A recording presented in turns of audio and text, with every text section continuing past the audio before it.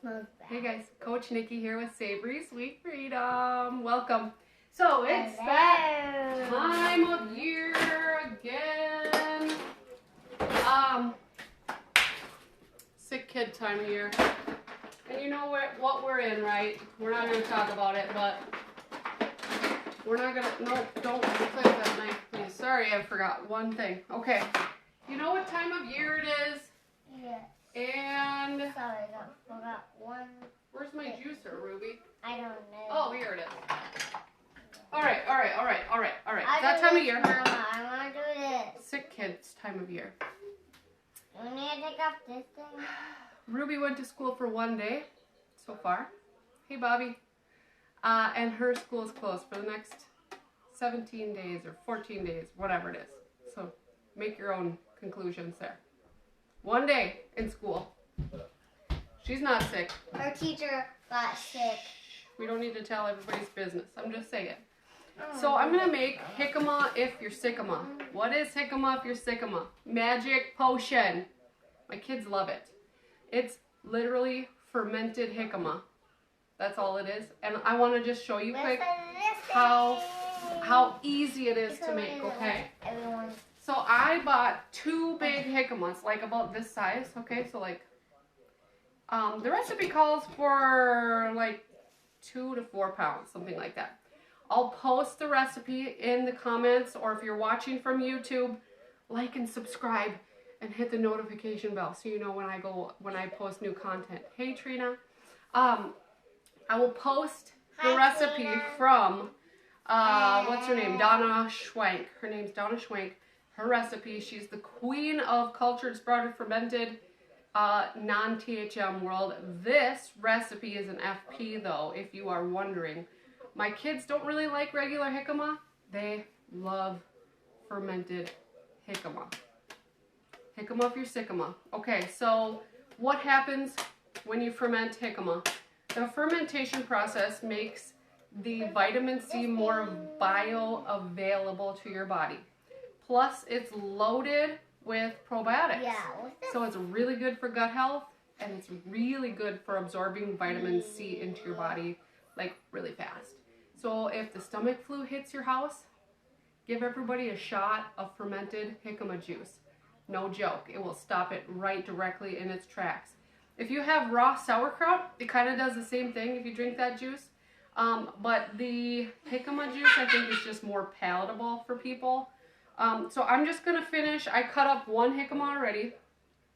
Donna's recipe calls for 4 quart jars, but ain't nobody got time for that. So I got a gallon jar that I use for kefir, or not kefir, for kombucha too. So you guys didn't know this about me. I like to dabble in the cultured, sprouted, fermented. I like to dabble in the Kruse-Dye type things of Trim Healthy Mama. So to cut this jicama, it's really hard, okay? The jicama is super hard. So get a very sharp knife. I have a ceramic, like chef knife. This works really well. And just cut off all that flesh, because you don't want that in your jicama. It's really woody. And don't worry if you waste a little bit. It's not that big a deal. And if there's a weird spot, I swear every jicama has a weird spot. So jicamas can be found at your local grocery store. Watch your fingers, babe. In the produce section, near like the, let's say the radishes, turnips. Be careful, they look a lot like a turnip, but they're not a turnip. You won't have the same results, I promise, if you use a turnip. Jicama is also really delicious, just eaten raw. You know, with a little tagine on it, or just as a snack to go with whatever you're eating. It's always an FP. But fermenting it really brings out like the wonders of the jicama. Alright, so I have all the skin cut off here. Pretty simple to do. Just watch your fingers. And then I'm just going to cut it into strips really quick here. And I'll show you the rest of the process. It's super, super simple. I make this every single year for my family. I give a piece of jicama to my kids every night before they brush their teeth. There's oranges. We're not quite to that point yet, babe. I'll let you know, okay? So just chunk these bad boys up. I wasn't going to say anything, but I haven't lost a finger yet while cutting this up, so that's pretty cool. You need a piece or what, Rubes? No, I need orange. You need orange? Well, I'm going to use the orange for this recipe. Alright. So, I think this will all fit in here just right. Should. Like, I don't like to follow recipes, but this one I will follow recipe because I want it to turn out right. Okay. Yeah, if you are into any, even if you're not into like fermented foods, this one is one of the easier ones to make. Okay, so the next part. No, I'm gonna do this part. Thank you. Love you. You're gonna take the zest of 2 oranges, and I just have one of these like planer things, I don't want to do it. and I'm just gonna plane in a bunch of that. Oh boy, there's a sticker on there. Oh, make sure you take the stickers off before you plane it in there. I think there's no other sticker in there. So we're just gonna do that with all of the orange zest on here. So the vitamin C in the orange is also really helpful. So you get even extra vitamin C in this little magic potion. And it gives it a nice orange flavor. So it doesn't have that. I mean, it still has a fermented flavor. Don't get me wrong. This is not going to be like, if you don't like fermented foods, you maybe aren't going to like this. But you have to consider the health benefits of it. And sometimes, like, I don't really love eating this either. But sometimes I know that my body needs it, especially if we're getting sickness in the house, right? So I'm going to now just cut this orange in half. And I'm going to juice it here. This is meant for a lime. But we're going to try it with an orange. Hey, yeah. Yeah. Squeeze all that juice out. Oh yeah, this works fine. Okay. Now I need want to do the second one. You want to help me put it in there? Ruby, please. Okay, I'll put it in there. You squeeze it. Ruby's been home with me yesterday and today, and she will be for some time yet. So we're getting lots of life skills in here, right, Rubes? Yeah, squeeze that really good. You're doing a good job. Oh, that just squirted Mommy. Don't laugh, stinker. Yeah, you're so funny. So, 2 oranges zested in there. What? Well, this part is a little bit scary for little kids to do because I'm using this really sharp thing to plane this zest, this orange in here. I'm gonna put this in.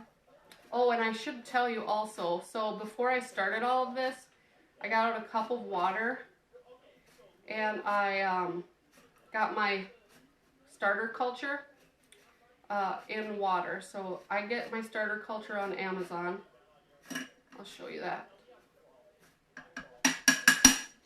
So I get this. I get it on Amazon.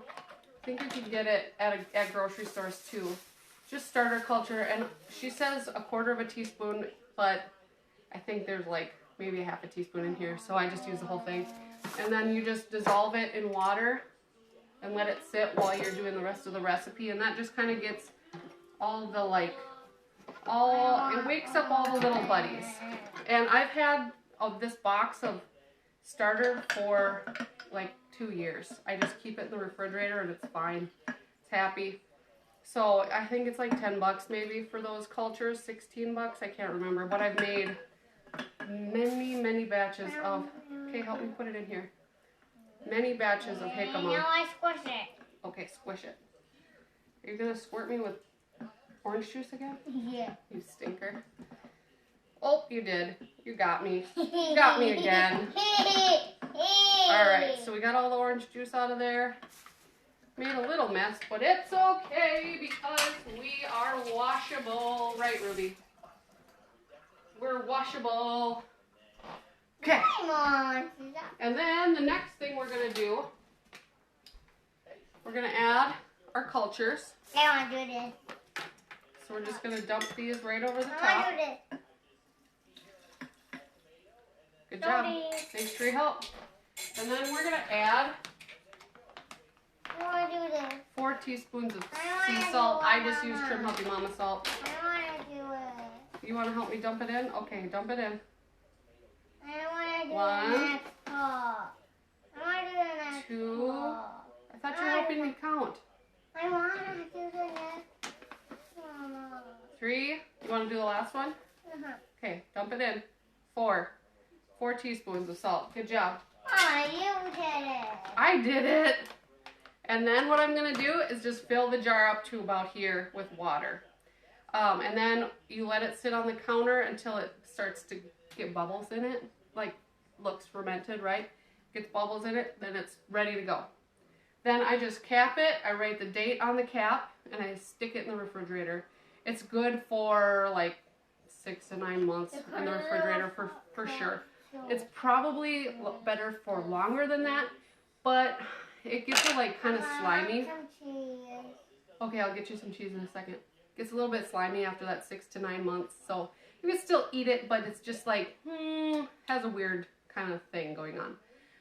The other thing is if you make milk kefir, however you say it, you can use the whey from your milk kefir. However, I've done this before, and it turns slimy a lot faster. What? Are you almost done? Yes. Kids are fun. So do this. Go get some jicama, go get some oranges, go get some cultures, okay? I'm going to post Donna's recipe in the YouTube description. I'm also going to post it in the description of this video on Facebook. So again, if you're watching from YouTube, like and subscribe. Hit the bell so you can see when I have new stuff posting. And thank you guys so much for watching. I hope that this has helped you.